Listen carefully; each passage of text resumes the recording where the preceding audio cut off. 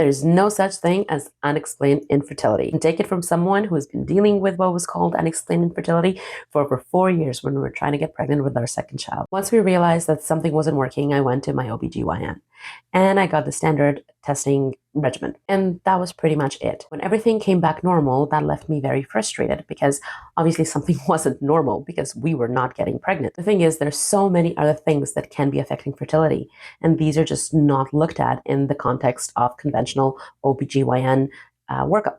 So things like your thyroid panel, a full thyroid panel, not just a TSH, proper look into glucose metabolism, cortisol response, nutrient status.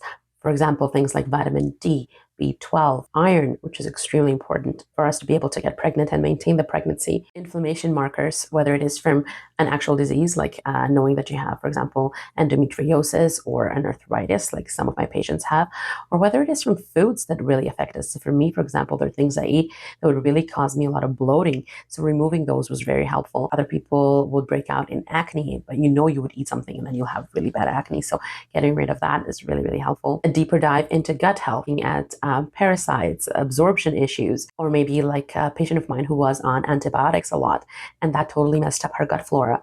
And we had to fix that before she was able to normalize her hormones and get pregnant. Looking at an environmental toxic load. So was there ever mold exposure? Is there any heavy metal exposure?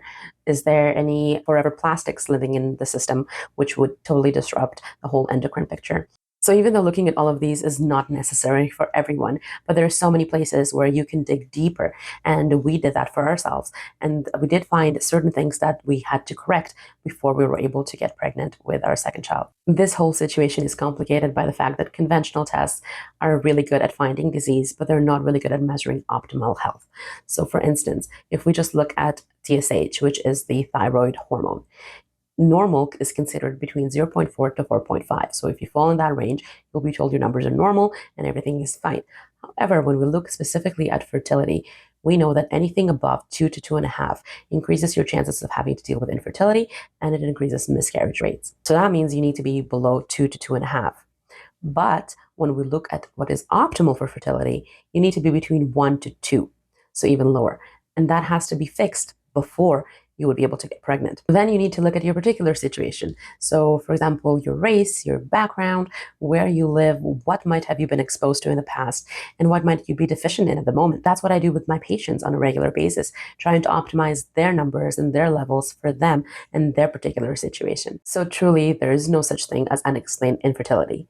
There is unmeasured or untested infertility.